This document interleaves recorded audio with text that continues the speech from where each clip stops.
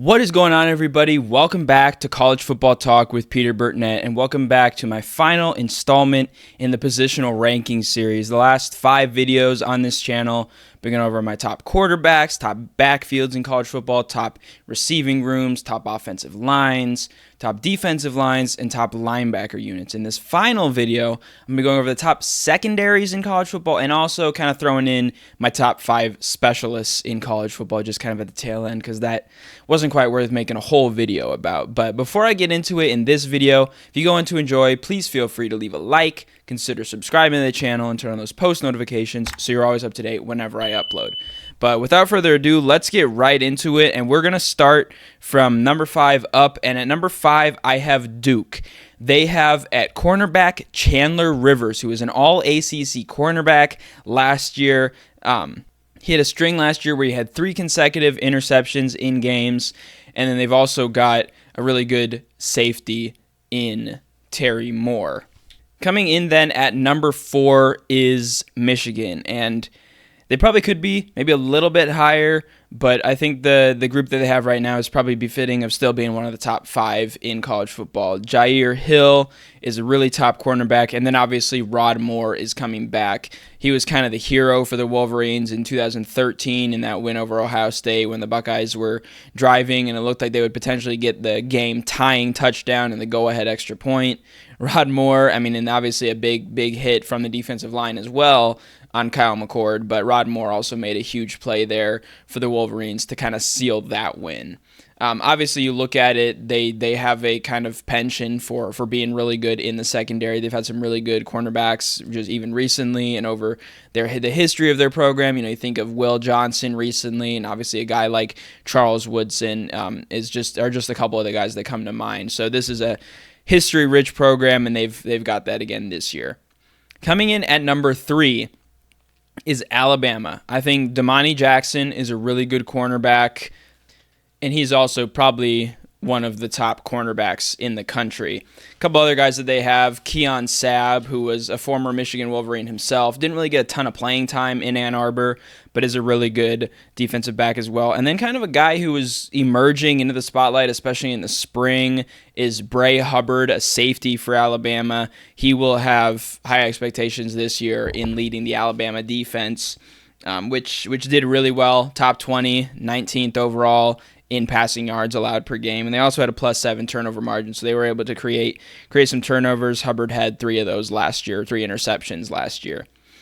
Coming in then at number 2 is the Texas Longhorns, and it starts with their cornerback Malik Muhammad, but also free safety Michael Taffy. He had 2 interceptions last year, Taffy did, and this overall is a defensive back unit that ranked 7th last year against the pass. Defensively as a whole, they were 3rd in total defense, and scoring defense, they were also 3rd. So this Texas defense was really good last year. I think that could be expected to continue. I've talked about them before. They have probably one of the top 2 or 3 linebacker cores in college football. Obviously, we know the offense is expected to be really good this year as long as Arch Manning delivers even just a portion of the expectations that he has. But this defensive unit is also no slouches as well. And so I think Texas comes in at number 2. But coming in at number 1, the number 1 secondary in the country, I think, is the Ohio State Buckeyes. And you're going to see this stuff behind me if you're new to the channel. Probably think there's a little bit of bias involved in this, and maybe there is. I grew up a Buckeye fan. I'm from Cleveland, Ohio, lived in Columbus. But I really do think the Ohio State Buckeyes have the best secondary. And I think it starts with probably the best defensive player overall in college football, debatedly the best player in college football. His own teammate kind of competes with him for that title, but that's Caleb Downs, the safety who transferred in from Alabama before last season. Obviously a pivotal piece in the Buckeyes' national championship run. He's a very cerebral player. He knows what he's doing. He makes big plays, but he also just makes the smart plays as well. He's a sure tackler, and I think just probably one of the most well-rounded safeties that we've seen in the college game in probably a long time. He's probably one of the best that we've seen, almost in a similar level. I think Jeremiah Smith gets a lot of the plaudits, rightfully so. I think that's mainly because he's on offense as well. But I think Caleb Downs is a really good safety in just the history of college football. I would call him elite. certainly in this current age, and I think he's the type of player who would translate to other eras as well. And then they've also got a couple of guys who are probably top 10 quarterbacks nationally, Davison Igbinosun and Jermaine Matthews. Now, Igbinosun is, if you're a Buckeye fan, or if you've even followed the Big Ten or Ohio State's title run last year, you know that he can have some of those plays where he makes a really good play, like he did against Penn State right before halftime to keep the Buckeyes in a favorable position there, ripping it out of the wide receiver's hands for an interception.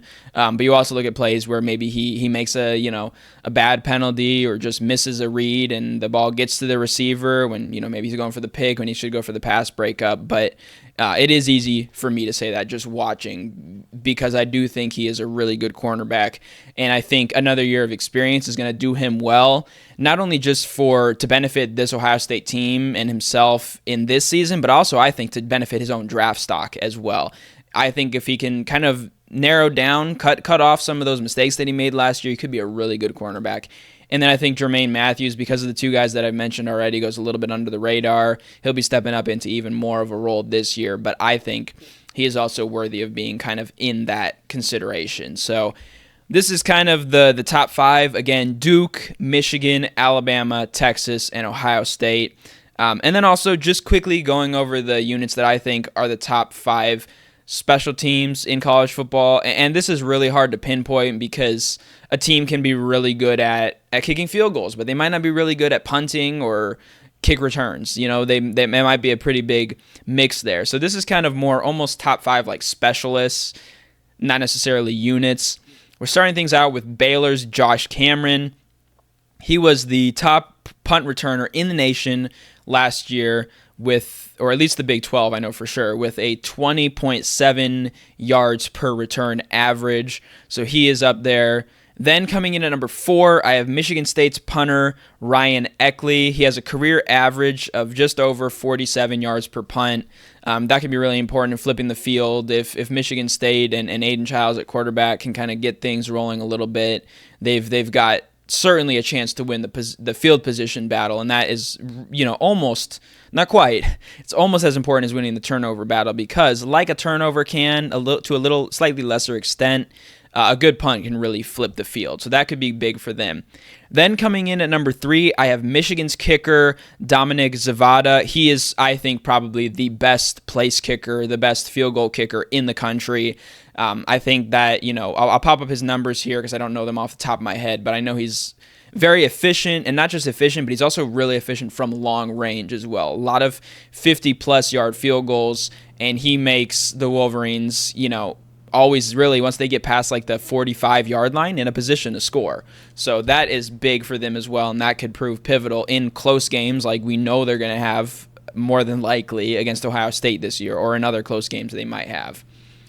Coming in at number 2 is LSU, and this is the first one that's a little bit more of like a combination unit, and this is why I have them a little bit higher, and while I'll have the next team at number 1, is because they have 2 probably top 5 kick returners in the country, and that's Barian Brown and Xavion Thomas. Both of those 2 guys can pick up a lot of, and again, like I was talking about with Michigan State, flipping the field, these are 2 guys that can rattle off a 20, 30, maybe even a 40-yard return, have really high averages, so they're doing that at a regular rate, and can give the Tigers put them in a position to be a lot closer to scoring.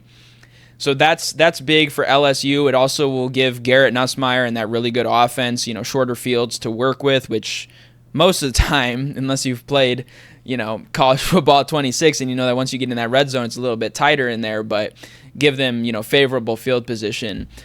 So that's obviously a huge benefit. Then finally, the team that I think has probably the best special teams in the country, that is the Georgia Bulldogs.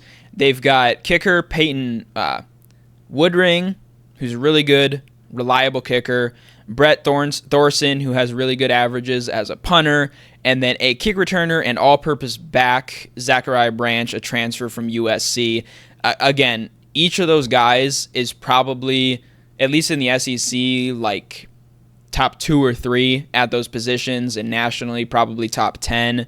So when you have kind of that average across where you're having 3 guys that are among the best at their craft, you're going to have really good special teams. And I think, Kirby Smart, especially on the field, is a really good coach, and good coaches, especially the likes of Nick Saban, for example, do really well with special teams, or even Urban Meyer prioritize special teams. And I think if Kirby Smart can do that and kind of utilize these guys, both for kicking, field goals, long field goals, when they're maybe in a position where a lot of other teams would punt, kind of like Michigan with Zavada, where some teams might have to punt or go for it on fourth down, they can still get those 3 points. Punter, again, flip the field, and a good kick returner and a guy who they're also going to use most likely on offense with Branch makes this a really good unit. But that's all for this episode. Let me know in the comments below which teams you think have the best secondaries, and maybe it's easy to miss because there's so many specialists, who you think maybe are some other specialists who deserve some recognition. But that's all for this episode and for this series on positional rankings. It is now finally time for my favorite time of the year, and that is college football preview. I'm going to be going conference by conference for the smaller group of 5 conferences. I'm going to have just kind of one video where I'm going to go over the favorites, maybe a couple dark horses, and maybe a couple other teams to keep an eye on. For the bigger conferences, Power 4, I'm going to be going over kind of teams that I think are fighting for bowl eligibility, teams that are dark horses in the conference, and teams that are favorites. Kind of 3 separate videos working my way up towards the favorite and ultimately sharing with you guys who I think will win the conference. But those videos will be coming very soon in the near future. We're a little over a month until the first kickoff of the 2025 college football season. I'm very excited. I might go a little bit more in depth into what this will look like in my next video, but that'll be talking about the American Conference. So stay tuned for that video. Thank you so much for tuning into this episode of College Football Talk. I'm your host, Peter Burnett, signing out. Peace.